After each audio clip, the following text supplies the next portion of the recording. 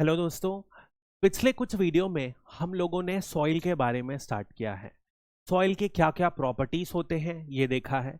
इसके अलावा भारत में कितने प्रकार की सॉइल होती हैं, उनकी क्या क्या कैरेक्टरिस्टिक्स हैं।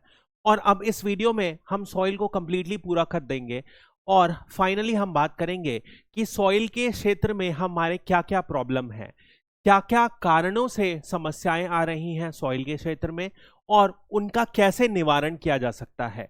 यानी कि हम बात करेंगे अवकर्षण के बारे में, यानी कि सॉइल डिग्रेडेशन के बारे में, और उसे कैसे ठीक किया जा सकता है वो लास्ट में हम समझेंगे। तो सबसे पहले हम यदि बात करेंगे मृदा अवकर्षण की, तो इसका मतलब क्या होता है। देखो, मृदा अवकर्षण दो कारणों से डिफाइन, दो क्षेत्रों में से कैटेगराइज किया जाता है। सबसे पहले यदि आप समझोगे तो जैसे मान लो कि ये मिट्टी है, ये पूरी की पूरी सॉइल है। तो सॉइल में हमने देखा है सॉइल की अलग अलग परतें होती हैं, होराइजन होता है। अब क्या होता है, जब यहां पर पेड़ पौधे रहते हैं, जब तक यहां पर पेड़ पौधे रहे तो ये क्या करते हैं, इनकी जो जड़ रहती है मिट्टी को अच्छे से पकड़े रहती है। बट होता क्या है, कई बार पेड़ पौधे के कटने के कारण, कई बार भू आकृति के कारण होता क्या है, ये मिट्टी की जो परत है धीरे धीरे हटने लगती है। इसे ही हम कहते हैं सॉइल इरोजन या सॉइल अपरदन। यानी कि सबसे पहले ऊपर वाली एक लेयर हटेगी पतली सी, उसके बाद नीचे की परत हटेगी, और इस तरीके से मिट्टी की जो डेप्थ है, जो गहराई है, वो कम होते जाती है।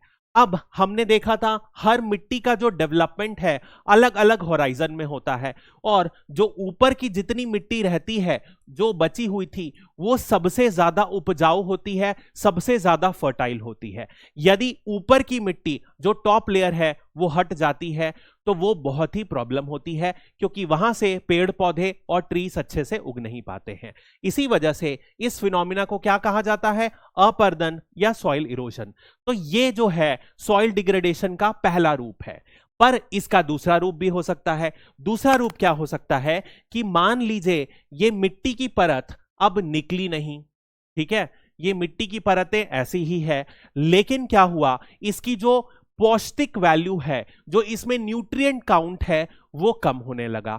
अब यदि न्यूट्रिएंट वैल्यू कम होने लगी तो भी क्या होगा कि मिट्टी उपजाऊ नहीं रहेगी, और यह भी प्रॉब्लम है। यानी कि मान लो कैसा हो सकता है, जैसे कि हम लोगों ने देखा था पीएच वैल्यू, हो सकता है इसकी पीएच वैल्यू बहुत ही ज्यादा या बहुत ही कम हो जाए, बहुत ही ज्यादा एसिडिक या अम्लीय हो जाए, या बहुत ही ज्यादा बेसिक हो जाए, जिसमें इसका पीएच 11 से भी ज्यादा हो जाए। ये प्रॉब्लम है।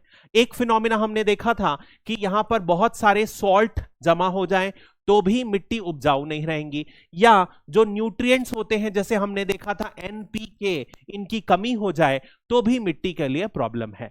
तो इसी फिनोमिना को, जहां पर या तो मिट्टी की परत बाई परत निकलते जाती है जिसे हम सॉइल इरोजन या अपरदन कहते हैं, या तो मिट्टी उपजाऊ या मिट्टी के जो पौष्टिक गुण हैं, पौष्टिक पदार्थ हैं, उनमें कमी हो जाने की वजह से मिट्टी की उपजाऊ कम हो जाती है, मिट्टी की फर्टिलिटी कम हो जाती है। इसी वजह से जो प्रोडक्शन होता है कम हो जाता है। इन्हीं दोनों फिनोमिना को कहा जाता है सॉइल डिग्रेडेशन, मृदा अवकर्षण। बात समझ में आ गई? बहुत ही सिंपल सी बात है। अब बहुत बार मेरे से जब भी मैं पढ़ाता हूं तो स्टूडेंट्स मुझसे पूछते हैं, सर क्या मेंस में हमें कोई डेटा याद रखना चाहिए? तो यदि आप एक या दो डेटा छोटा सा इनकॉर्पोरेट कर देते हो, लिख लेते हो आंसर में, तो थोड़ा सा फायदा तो होता है। तो एक छोटा सा डेटा मैं आपको दे रहा हूं, याद रहे तो अच्छा है, नहीं रहे तो कुछ नहीं कर सकते।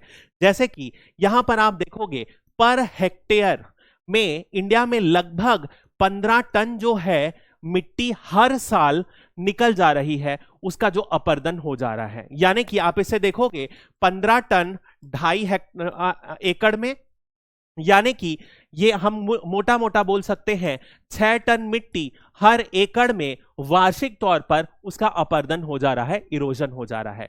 तो अगली बार यदि मैं कोई भी इरोजन का क्वेश्चन लिखूंगा, मेरे दिमाग में एक फिगर तुरंत आ जाना चाहिए। इंडिया में, भारत में प्रतिवर्ष देखा जाता है औसत तौर पर हर एकड़ में कितना, 6 टन जो मिट्टी है, जो टॉप मोस्ट सॉइल है, उसका अपरदन हो रहा है। ठीक है, ये डेटा हमेशा याद रहे तो बहुत ही अच्छा है, एग्जामिनर खुश हो जाएगा, वाह भैया कितना पढ़ के आया। ठीक है, अगली बात करते हैं। फिर हम बात करते हैं भारत में जितनी भी मृदाएं हैं, सॉइल हैं, उनमें क्या क्या समस्या है। तो एक समस्या तो हम ऑलरेडी पढ़ लिए, जो सबसे पहली है, जो मृदा का जो है अपरदन होता है। अब मृदा का अपरदन का यदि अपन मुख्य कारण समझे तो वो जो होता है वो होता है पानी के कारण, यानी कि वाटर इरोजन, इसे कहा जाता है जल अपरदन।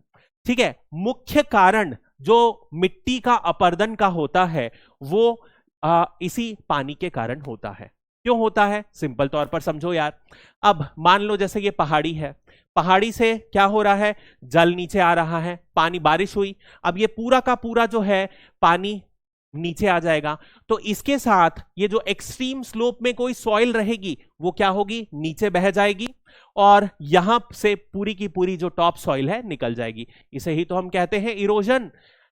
ज्यादा ढाल की वजह से पानी क्या करता है, एक सूदिंग इफेक्ट देगा, एक लुब्रिकेटिंग इफेक्ट देगा, जिसकी वजह से मिट्टी ज्यादा ढाल या पर्वतीय क्षेत्रों से नीचे आ जाती है, और यहां पर्वतीय क्षेत्रों में क्या होता है, मिट्टी का अपरदन हो जाता है। इसी वजह से इनफैक्ट यदि मैं आपको फिगर बताऊं तो पानी का अपरदन का टोटल अपरदन में 56% योगदान है। यानी कि आप एग्जाम में यदि 56 नहीं याद आया तो 50% से ज्यादा जो इरोजन होता है वो पानी के कारण ही होता है। बात आई समझ में। अब यदि हम बात करते हैं सबसे पहले वाटर इरोजन की, तो ये 4 स्टेजेस में होता है। ठीक है, इसके बारे में समझते हैं। सबसे पहला जो होता है वो होता है छप अपरदन। अब देखो, मान लो एक सतह है, ठीक है, ये सतह है, इस सतह में हुआ क्या, बारिश गिरी, अचानक से ऊपर से पानी गिरा, तो जैसे ही जो पानी की बूंद यहां पर टकराएगी, जैसे ही पानी की बूंद सतह पर टकराएगी, तो जो मिट्टी का जो एक पार्टिकल रहेगा वो क्या होगा, फेंकाएगा, और यहीं से शुरुआत होती है मिट्टी का। जब एक पार्टिकल वहां से अपनी ओरिजिनल स्थान से फेंकाया तो यही तो है सॉइल इरोजन। तो सबसे पहला स्टेज ये है, इसे कहा जाता है स्प्लैश इरोजन। समझ में आया, जैसे ही पानी स्प्लैश किया, बारिश हुई, स्प्लैश किया, क्या हुआ, वहां का पर्टिकुलर जहां पर पानी गिरा वहां की मिट्टी दूर फेंकाई, और उसी को कहा जाता है छप अपरदन या स्प्लैश इरोजन। बहुत ही सिंपल है, आप देखे भी होंगे, बारिश जब अचानक से होती है तो वहां पर ऐसे प्लेन सतह में थोड़े थोड़े गड्ढे पड़ जाते हैं, क्योंकि वहां से पानी जहां पर गिरा वहां की मिट्टी दूर फेंका गई। इसे ही कहा जाता है छप अपरदन। ये पहला होता है। सेकेंड स्टेज समझते हैं। अब देखो, जैसे कि मान लो अभी हमने पहाड़ का उदाहरण माना, तो पहाड़ में यदि कोई भी मिट्टी है, मान लो यहां पर मिट्टी है, ठीक है, यहां पर मिट्टी की एक पतली सी परत है पूरी पहाड़ में। अब इस परत में क्या हुआ कि जब पानी गिरेगा, जैसे ही पानी गिरेगा तो क्या होगा, ये पानी अपने प्रवाह के साथ इस मिट्टी को बहा ले जाएगा। इसे कहा जाता है शीट इरोजन, शीट या सतह की इरोजन। ठीक है, सतह का अपरदन। क्यों ऐसा हम कह रहे हैं, क्योंकि जो पूरे के पूरे सतह है उसकी सारी की सारी मिट्टी ये बहा के ले जाएगा। इसे ही कहा जाता है सतह अपरदन। अब इसके बाद हम देखते हैं, इसके बाद यदि हम देखें तो यहां पर जब पानी गिरा तो यहां से स्प्लैश इरोजन हुआ, ये ढलान वाले क्षेत्र में पूरा का पूरा सतह की मिट्टी निकल गई, इसे हम कहते हैं शीट इरोजन। और जब ये ढलान में नीचे जाएगा तो क्या होगी, छोटी छोटी घाटियां बनाएगा। ये घाटी क्या है, ये पहले माउंटेन जो था ये पूरा था ऐसा, यहां पे पानी आया तो पानी ने इस यहां की मिट्टी को हटा दिया और छोटी सी घाटी बनाया। इसी छोटी सी घाटी को हम कहते हैं रिल, और जब रिल और ज्यादा बड़ी हो जाती है तो उसे हम कहते हैं, क्या कहते हैं, गली। तो यहां से रिल और गली को हिंदी में भी हम रिल और गली ही कहते हैं। तो ये 4 स्टेजेस में वाटर का इरोजन होता है। सबसे पहले पानी की बूंद गिरेगी, मिट्टी फेंकाएगी, फिर पूरी की पूरी सतह से मिट्टी निकलेगी, और जब पानी सतह में बहने लगेगा तो वो वहां की मिट्टी को धीरे धीरे काटने लगेगा, जिससे पहले छोटियां घाटी बनेंगी, जिससे छोटी घाटी बनेंगी जिसे हम रिल कहते हैं। जब ये घाटी धीरे धीरे समय के साथ बढ़ेंगी तो इसे हम कहते हैं गली, और इसे हम कहते हैं रिल और गली इरोजन। तो बात समझ में आ गई कि पानी की वजह से अपर्दन कैसे होता है। ठीक है, अगला उदाहरण हम देखते हैं, जो पवन की वजह से, हवा की वजह से भी अपर्दन होता है, लेकिन ये कंपैरेटिवली बहुत ही ज्यादा कम होता है। कहां पर ज्यादा होता है? ऐसे इलाकों में जहां पर हवा की जो स्पीड है, यानी कि जो विंड की वेलोसिटी है, वो बहुत ज्यादा होती है, वहां होता है। उदाहरण के लिए यदि आप देखोगे तो कोस्टल एरियाज यानी कि तटीय क्षेत्रों में बहुत ज्यादा जो तेज गति से विंड बढ़ती है, और उसी वजह से जो भी मिट्टी रहती है रास्ते में वो उसे उड़ा लेती है। अब देखिए, आमतौर पर ऐसा नहीं रहता कि ये देखिए, जैसे ये मिट्टी है, इस मिट्टी में यदि मान लो पानी अच्छा खासा रहा, ठीक है, हम बात करते हैं पानी अच्छा खासा रहा, तो यदि यहां पर पानी है तो क्या ये अब्जॉर्व कर पाएगा? ये भारी हो जाएगी मिट्टी। बात समझ में आई? यदि यहां पर पानी रहा तो ये मिट्टी भारी हो जाएगी, इसे हवा उड़ा नहीं पाएगी। इसी वजह से विंड इरोजन होने के लिए क्या होना चाहिए? मिट्टी को ड्राई होना चाहिए, शुष्क होना चाहिए, और मुख्यतः जो रेती होती है या बालू होती है, सैंडी सॉइल होती है, वही इससे कैरी होती है। बात समझ में आई? क्योंकि यदि आप क्ले देखोगे तो क्ले जो होती है, चिकनी मिट्टी, वो चिपकी रहती है और भारी हो जाती है, इसी वजह से मिट्टी उसको नहीं उड़ा पाती है। बात आई समझ में? अगली बात करते हैं, अगली सॉइल की प्रॉब्लम हम बात करते हैं। तो वो जो है सबसे बड़ी जो प्रॉब्लम है ना आज की डेट में, है मानव। कोई भी प्रॉब्लम जो मुख्यतः कॉज हो रही है, हम लोग कॉज कर रहे हैं। उदाहरण के तौर पर देखो, ये मान लो यहां पर है पेड़ पौधे, अच्छी खासी में पेड़ पौधे हैं, जंगल है। पेड़ पौधे क्या करते हैं? इनकी जो जड़ें रहती हैं, ये मिट्टी को अच्छे से पकड़ी रहती है, इसी वजह से जो अपर्दन होता है वो हो नहीं पाता है। इंसान आया, इंसान ने क्या किया? इसको काट दिया, पेड़ को काट दिया, तो जो मिट्टी थी वो खुल गई। इसी वजह से जब पानी आया, हवा आई, तो ये मिट्टी का अपर्दन हो जाएगा। बहुत बड़ा कारण है वनों की कटाई, जिसकी वजह से मिट्टी का अपर्दन की जो रेट है बहुत ज्यादा बढ़ गई है। बात आई समझ में? और एक और कारण देखते हैं। याद कीजिए, जब हम लोग फिजियोग्राफी पढ़ रहे थे, भू आकृति पढ़ रहे थे, तब मैंने हिमालय की भू आकृति के समय आपको एक फिनोमिना बताया था, जिसे हमने कहा था ट्रांसह्यूमेंस। ट्रांसह्यूमेंस क्या होता है? मैंने कुछ जनजातियों का नाम लिया था, जैसे कि याद कीजिए गड्डीज था, बकरवाल्स था। ये क्या करते हैं? ये हर बार जब भी गर्मी पड़ती है हिमालय में, यानी कि गर्मी के मौसम में, समर सीजन में, तो ये अपनी भेड़ बकरियों को, शीप और गोट को लेकर क्या करते हैं? पहाड़ के ऊपर चले जाते हैं। क्यों चलते हैं? क्योंकि यहां पर बहुत अच्छे पैस्चर लैंड, घास के खेत अच्छे खासे मिलते हैं। इसी वजह से ये अपनी भेड़ बकरियों को गर्मी के समय ऊपर ले जाते हैं। अब होता क्या है, यदि ये यहां पर ले गए और भेड़ बकरी यदि बहुत ज्यादा घास को खा जाती हैं, तो उससे क्या होता है? जो घास मिट्टी को पकड़ी हुई थी वो मिट्टी फ्री हो गई। अब इस क्षेत्र में जब पानी गिरेगा तो फिर से मिट्टी नीचे बह जाएगी। तो अत्यधिक जो चराई होती है, ग्रेजिंग होती है, इसकी वजह से क्या होता है? पहाड़ों में ये एक बड़ी समस्या बन के रह गई है, और वहां की जो मिट्टी का अपर्दन है बहुत तेजी से हो रहा है। इसका सबसे इंपॉर्टेंट कारण मनुष्य क्यों है? क्योंकि मनुष्य ने ब्रीड करके शीप, भेड़ और बकरियों की जो संख्या है बहुत ज्यादा बढ़ा ली है। क्यों? क्योंकि उनसे ऊन चाहिए, मांस चाहिए, सब कुछ चाहिए। इसी वजह से हम उनकी संख्या को बहुत तेजी से बढ़ा रहे हैं, और इसी वजह से उनको खिलाने के लिए हमें घास चाहिए, और वो जब घास खाती हैं तो वहां से मिट्टी की पकड़ छूट जाती है। ठीक है, अगली हम बात करते हैं। अब अगला फिर से मानव ही कारण है, जो हम समझेंगे एग्रीकल्चर। कृषि के कारण एक बहुत बड़ा नुकसान होता है। होता क्या है? देखिए, जैसे मैंने आपको बताया था, NPK, ये जो मेजर मिनरल्स होते हैं, इसे कहा जाता है मैक्रो न्यूट्रिएंट्स, यानी कि पौष्टिक, ऐसे पौष्टिक गुण जो सबसे ज्यादा चाहिए होता है, उसे कहा जाता है मैक्रो न्यूट्रिएंट्स। ये मैंने आपको बताया था।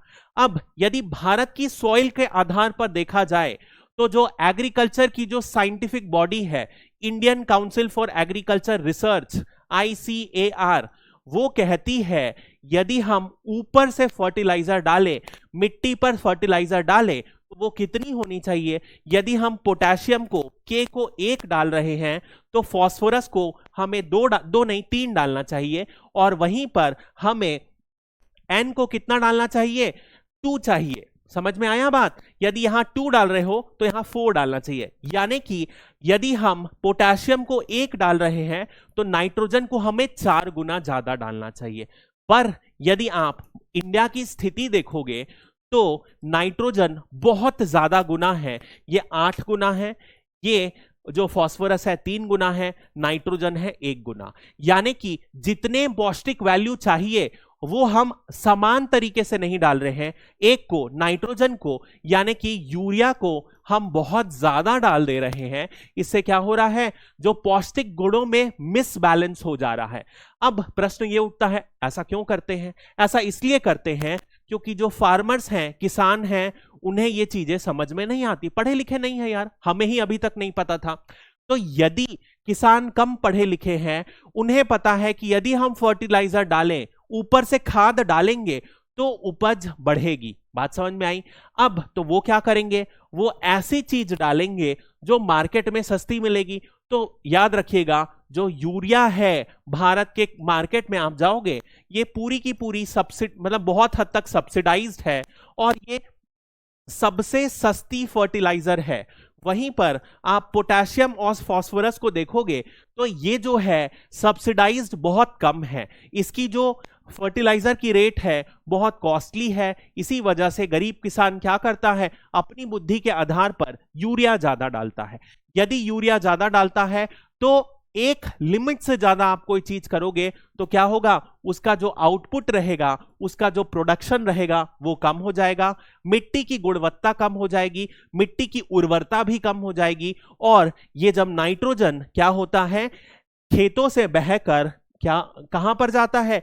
पानी में जाता है। तो वहां पर बहुत सारे एक फिनोमिना कॉज होता है, जिसे हम साइंस में जब पढ़ेंगे तो उसे हम कहते हैं यूट्रिफिकेशन। ये यूट्रिफिकेशन में क्या होता है? जैसे ये नाइट्रोजन है, नाइट्रोजन एक फर्टिलाइजर है, तो ये जब बह के पानी की बॉडी में आया तो इस पानी की बॉडी में क्या होगा? बहुत सारे घास उग जाएंगे, और आप देखोगे ये घास इतनी ज्यादा डेंस रहती है कि धूप को भी अंदर नहीं जाने देती है। और इससे क्या होगा? धूप अंदर नहीं गई तो जल के नीचे जितने भी मतलब जैविक तत्व थे, जीवित तत्व थे, वो मर जाएंगे। ठीक है, तो ये एक बड़ी प्रॉब्लम है, हम आगे इसे डेप्थ में पढ़ेंगे। यानी कि एक और अज्ञानता की वजह से, इग्नोरेंस की वजह से क्या हो रहा है? अलग तरीके से हम सॉइल की उर्वरता को कम कर रहे हैं, फर्टिलिटी को कम कर रहे हैं, और सॉइल का डिग्रेडेशन बढ़ा रहे हैं। ठीक है, अगली बात करते हैं हम। अगला एक फिनोमिना है जिसे हम कहते हैं डेजर्टिफिकेशन, यानी कि मरुस्थलीकरण। बात समझते हैं इसके बारे में फिर से। तो अब देखिए, यदि हम भारत का मैप देखें तो अब देखिए, ऐसे मैप आपको बनाना आना चाहिए। छोटे छोटे मैप यदि हम थोड़े से, बहुत ज्यादा एक्यूरेट नहीं बनाना है, लेकिन आप थोड़े मोड़े मैप बनाते रहोगे ना तो एग्जामिनर को समझ में आता है, आप एंगेज रखते हो। आप मैप में डायग्राम बना के ज्यादा से ज्यादा इंफॉर्मेशन प्रोवाइड करो। अब देखो, यदि आप भारत का मैप बनाओगे, ये पश्चिम तरफ का है, यहां पर आता है एक पर्वतमाला जो हम बहुत बार पढ़ चुके हैं, इसका नाम क्या है? अरावली पर्वतमाला है। ठीक है, अरावली रेंज है। अब अरावली की पश्चिम तरफ क्या है? यहां पर बहुत बड़ा रेगिस्तान है जिसे हम थार रेगिस्तान कहते हैं, या इसी को हम मृत भूमि मरुस्थली भी कहते हैं। अब देखो, इंसान क्या करा है? ह्यूमन ने क्या किया? यहां पर अरावली में जितने भी पेड़ पौधे थे उसे काट दिया, डिफॉरेस्टेशन कर दिया। इसके बाद यहां पर बहुत सारे प्रोडक्ट्स पाए जाते हैं। खनन के पदार्थ यदि हम देखें, लाइमस्टोन पाया जाता है। इसके अलावा यदि हम देखेंगे तो सैंड का जो यहां पर बहुत बड़ी मात्रा में इलीगल तरीके से माइनिंग की जा रही है, यानी कि खनन की एक्टिविटीज के कारण, माइनिंग के कारण इन्होंने अरावली में छेदे कर डाले हैं। यहां पर लिटरली आपको गैप्स मिलेंगी अरावली में। ठीक है, इन गैप्स की वजह से अब होता क्या है, जब हवा चलती है तो यहां की जो मिट्टी थी, जो रेती थी, वो अब आप दिल्ली तक देखोगे वो बालू फैल रही है, और दिल्ली और आसपास की जो सॉइल थी वो कैसी हो रही है, वो सैंडी बनते जा रही है, वो रेगिस्तान बनते जा रही है। वहां से रेगिस्तान से जो गर्म हवाएं आ रही हैं वो क्या कर रही हैं, इस रेती को दिल्ली तक लेके जा रही हैं, और इसी गर्म रेती के साथ क्या हो रहा है, यहां पर जितनी भी जो मॉइस्चर था वो कम हो रहा है, और ड्राइनेस यानी कि एरिडनेस, शुष्क जो बोलते हैं, वो बढ़ रहा है। इसी कारण क्या हो रहा है, बड़ी मात्रा में इशू ये आ रहा है कि ये जो रेगिस्तान अभी सिर्फ पश्चिम में सिचुएटेड था, अब ये अरावली के माइनिंग के कारण, खनन होने के कारण ये दिल्ली तक फैल रहा है रेगिस्तान। केवल दिल्ली नहीं, यदि आप नीचे देखोगे तो मालवा तरफ भी फैल रहा है, एमपी का जो बॉर्डर एरिया है वहां पर भी फैल रहा है, हरियाणा में फैल रहा है, पंजाब तक फैल रहा है। बट क्योंकि दिल्ली में बिल्कुल नहीं था, क्योंकि यहां पर एक माउंटेन रेंज थी जो प्रोटेक्ट कर रही थी, अब ये पूर्व तरफ फैल रहा है। तो इसे ही हम क्या कहते हैं, इसे हम कहते हैं मरुस्थलीकरण। बात समझ में आ गई? ये भी एक बड़ी समस्या है जो भारत में बहुत तेजी से बढ़ रहा है। आगे हम बात करते हैं वाटर लॉगिंग की। वाटर लॉगिंग यानी कि अब देखो, जैसे कि ये मिट्टी है, ठीक है, हमने क्या किया, यहां पर मान लो एक कैनल था, ठीक है, एक नहर थी। अब जो ठेके में इसको सरकार ने इस नहर को बनवाया, जो ठेकेदार ने क्या किया, नहर के नीचे सीमेंट की लाइनिंग अच्छे से नहीं करी, सीमेंट की लाइनिंग अच्छे से नहीं करी या ढलाई अच्छे से नहीं करी, तो क्या हुआ, इस नहर से पानी नीचे जाने लग गया। पानी नीचे गया तो जो भू का जल है यानी कि ग्राउंड वाटर है, वो आसपास उसमें जाने लग गया पानी। तो वो भू जल में क्या हुआ, पानी जब जाने लग गया तो उसका जो लेवल है वो बढ़ जाएगा।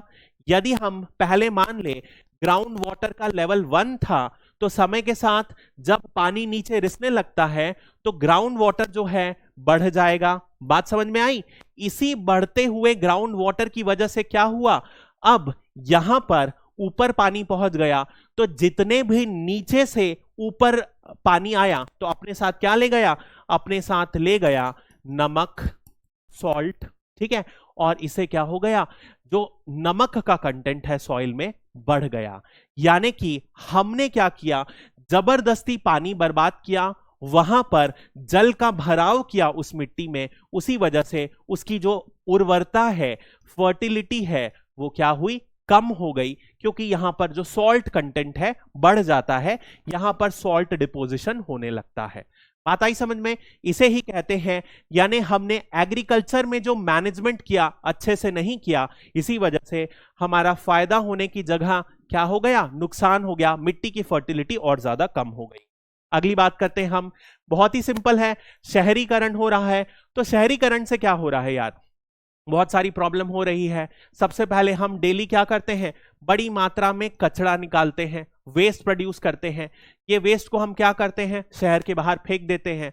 उस वेस्ट में क्या होते हैं, बहुत सारे पदार्थ होते हैं, जैसे कि प्लास्टिक होती है, इसके बाद बहुत सारे हैवी मेटल्स होते हैं, यानी कि भारी धातु होते हैं, जैसे कि उसमें होता है आर्सेनिक, उसमें होता है मरकुरी, उसमें होता है कैडमियम। अब ये जितने भी भारी पदार्थ हैं, ये क्या होते हैं, ये धीरे धीरे मिट्टी में रिस जाते हैं, इससे मिट्टी का प्रदूषण बढ़ रहा है। पहली चीज, धीरे से वो क्या होता है, मिट्टी में जो पानी रहता है उसमें भी रिस जाते हैं, इसकी वजह से मिट्टी का प्रदूषण तो बढ़ ही रहा है, धीरे धीरे वो पानी के माध्यम से पेड़ में गए, और पेड़ को जब किसी ने, जानवर ने खाया तो वो जानवर के अंदर भी गए। यानी कि हम पूरा का पूरे पर्यावरण, पहले मिट्टी को प्रदूषित किए, फिर उसके बाद हम आगे पढ़ेंगे इन्वायरमेंट में फूड चेन में भी हम उस केमिकल को घुसा दिए, और पूरे के पूरे जो भी लिविंग बीइंग हैं उसमें ये हम टॉक्सिक मटेरियल्स को घुसा दिए उनकी बॉडी में। ये क्या है, ये इंपैक्ट हम कर रहे हैं शहरीकरण, और इसी की वजह से जब केमिकल्स बहुत बड़ी मात्रा में रिस जाते हैं मिट्टी में, तो वो भूमि कैसी हो जाती है, वो भूमि बन जाती है बैरन लैंड, बंजर भूमि। ठीक है, इंग्लिश में क्या कहते हैं, बैरन लैंड, यहां पर उपज नहीं उगता है, ठीक है, उपजाऊ नहीं रहती है भूमि। ऐसा ही हम एक और कारण से कर रहे हैं, औद्योगिकरण, इंडस्ट्रियलाइजेशन। इंडस्ट्रियलाइजेशन से जितना भी वेस्ट आ रहा है हम फिर से मिट्टी में डाल दे रहे हैं, जिससे मिट्टी की उपज जो है कम हो रही है, ठीक है। अब सवाल ये उठता है, अभी तो तक तो सर आपने सिर्फ और सिर्फ प्रॉब्लम की बात करी, प्रॉब्लम तो ठीक है, लेकिन हम यहां पर इस चीज को क्यों पढ़ रहे हैं?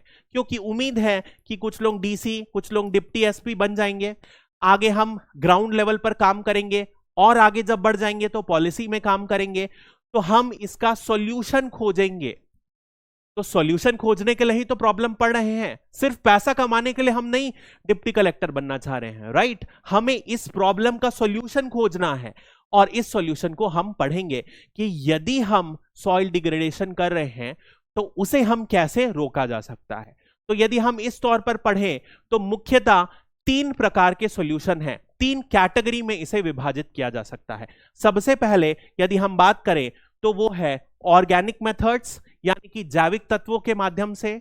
दूसरा जो है वो है सामाजिक चेतना, सोशल कॉन्शियसनेस बढ़ा के, या है तीसरा जो है इंजीनियरिंग मेथड, इंजीनियरिंग मेजर्स को यूज करके। 3 मेजर कैटेगरी है, इसमें अलग अलग मेथड को हम यूज करके कोशिश करेंगे कि जो सॉइल है क्या हो। सबसे पहले यदि डिग्रेड हो चुकी है तो कुछ हद तक वो सुधार आ जाए उसमें, या तो डिग्रेड नहीं हुई है तो कम से कम और ज्यादा डिग्रेड तो ना ही हो, हम मिट्टी को डिग्रेड होने के पहले ही रोक ले, यही मेजर इसका कारण है।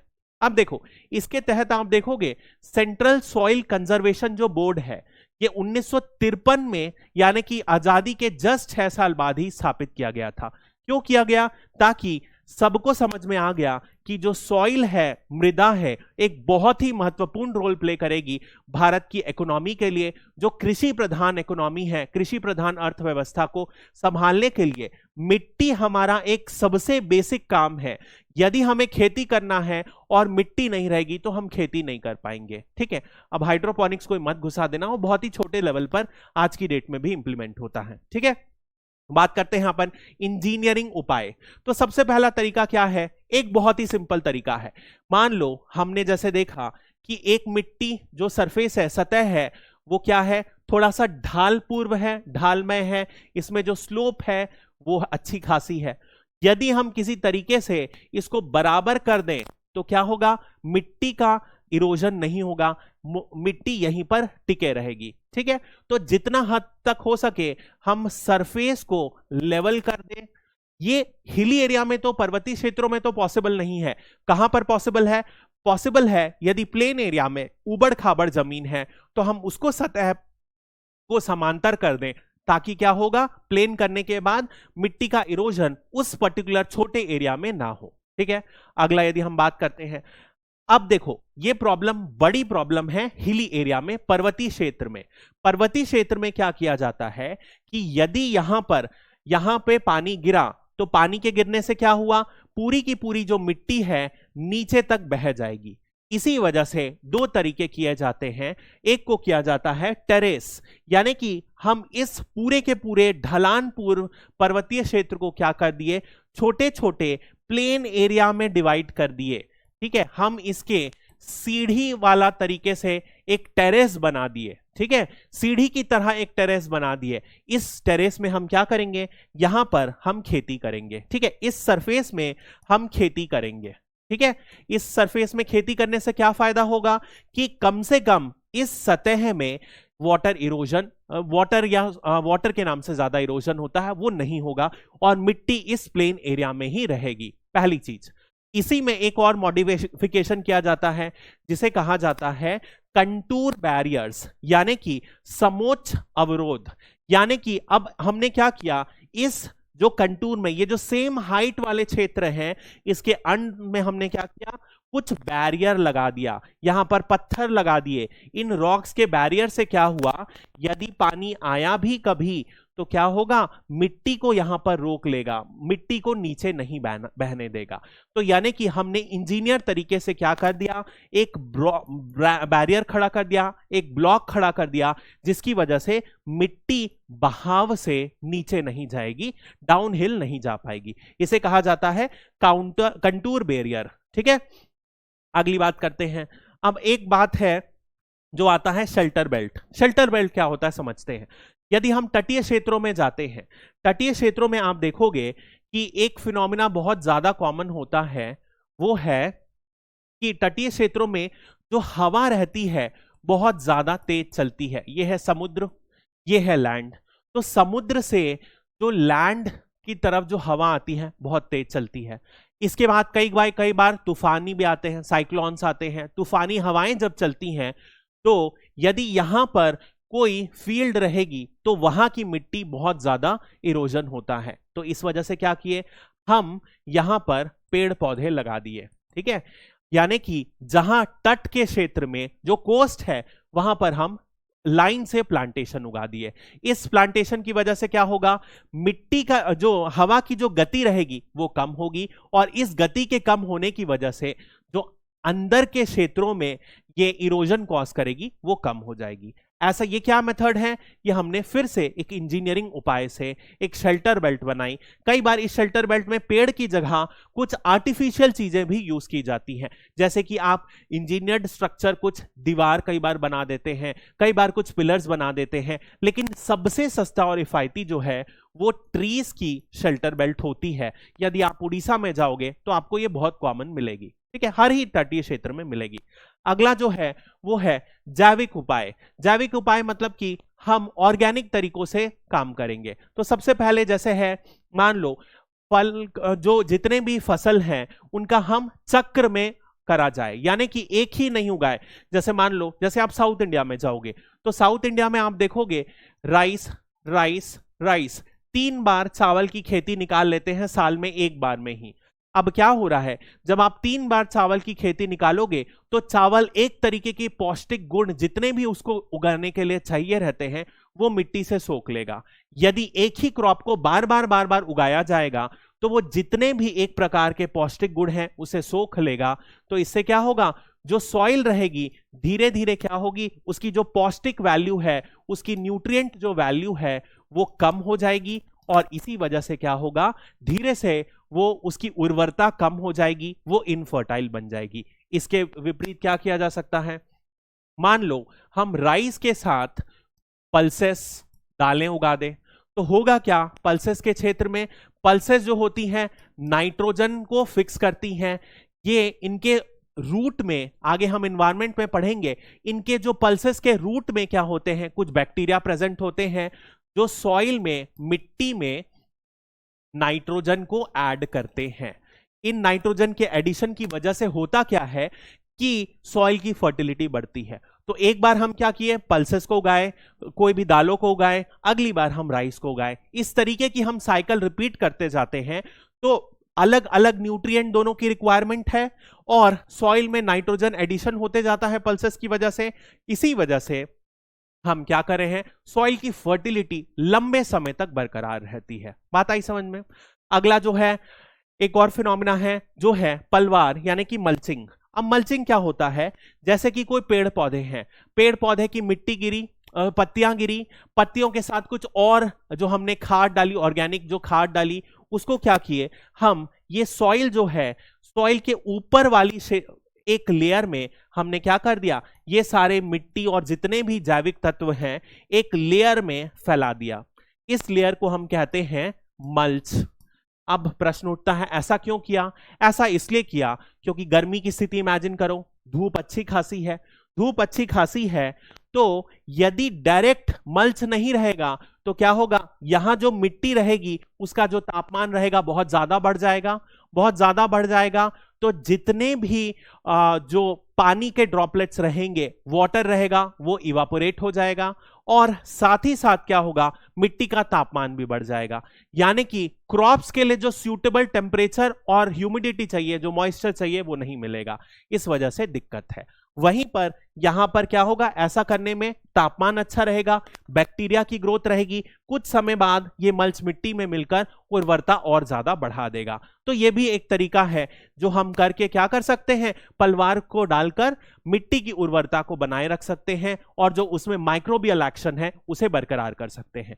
एक और आता है इसी तरीके का वर्मी कंपोस्ट, ठीक है, वर्मी कंपोस्ट को यूज करके हम उर्वरता को बढ़ाएं, ठीक है, क्योंकि हम लगातार खेती कर रहे हैं, हमें उर्वरता को ज्यादा बढ़ाना है। एक सिंपल तरीका होता है वन रोपण, एफॉरेस्टेशन किया जाए, मिट्टी को अच्छे से पकड़ के रखा जाएगा तो इरोजन नहीं होगा। एक इसी में एक और तरीका होता है जिसे कहा जाता है एग्रोफॉरेस्ट्री। एग्रोफॉरेस्ट्री क्या होता है, एग्रीकल्चर प्लस फॉरेस्ट्री, यानी कि हम वन और खेती एक साथ करें तो इसे कहा जाता है एग्री फॉरेस्ट्री। अब एक तरीका मान लीजिए ये आपका खेत है, तो आपने क्या किया, इस खेत के किनारे किनारे बाउंड्री वॉल में आपने पेड़ लगा दिए, ठीक है, यहां पर आपने पेड़ लगा दिए। जैसे जैसे आपने पेड़ लगाए तो क्या हुआ, अंदर के क्षेत्र में आपको क्या देखो, बाहर के क्षेत्र में क्या हुआ, मिट्टी प्रोटेक्टेड रही, अंदर के क्षेत्र में जितनी आपको धूप चाहिए उस हिसाब से आपने पेड़ों की स्पेसिंग करी। तो आपने क्या किया, मिट्टी को प्रोटेक्ट किया, उसके बाद ये वाटर रिटेंशन करेगी, तो यानी कि moisture content in the soil भी हाई रहेगा, ठीक है। ऐसा ही एक प्रकार होता है, जैसे ये डायग्राम देखोगे तो यहां पर क्या है, एक लेयर में पूरे के पूरे एक बेड में क्या लगा है, ट्रीज लगी हैं, दूसरे बेड में फिर ट्रीज लगी हैं, बीच का जो बेड है यहां पर खेती की जाएगी, यहां पर क्रॉप्स उगाए जाएंगे। तो ये भी एक बहुत ही इफेक्टिव तरीका हो चुका है जो आज के टाइम पे देखा जाता है। अगला लास्ट चीज है, हम बात करेंगे सोशल कॉन्शियसनेस बढ़ाने की, अवेयरनेस बढ़ाने की, ठीक है। इसको करने के लिए क्या हो सकता है, जैसे हमने बात करी चराई की, ग्रेजिंग की बात करी, तो ग्रेजिंग के लिए हम क्या करें, रेगुलेटेड ग्रेजिंग कर दें। यानी कि मान लो एक बड़ा सा इलाका है तो उस इलाके में हम समय बांध दें, इस समय ये वाले ब्लॉक में केवल ग्रेजिंग होगी, ये साइंटिफिकली मैनेज हो, पहले उस एरिया की स्टडी की जाए, उसके बाद हम क्या करें, पूरे के पूरे ग्रेजिंग के लिए इलाके बांध दिया जाए, कितने एनिमल्स परमिटेड होंगे ग्रेजिंग के लिए। ऐसा कोई नहीं है कि ये यूटोपियन आइडिया है, ये प्रैक्टिस किया जा रहा है कई इलाकों में, इंडिया में ही बहुत अच्छे अच्छे से राजस्थान में प्रैक्टिस किया जा रहा है, हिमाचल प्रदेश में किया जा रहा है। तो अब क्या होगा, जितने जानवर को साइंटिफिक तरीके से यहां पर ब्रीड किया, ग्रेस किया जा सकता है, बिना बिना क्या किए, ओवर ग्रेजिंग किए, उसको स्टडी करके उतने ही एनिमल परमिट आप बनाओ, ठीक है। एक तरीका ये हो गया। दूसरा तरीका क्या हो गया कि जैसे खेती होती है, जैसे अपने छत्तीसगढ़ में पहले बहुत होती थी झूम खेती, इस तरीके की खेती को बंद करें।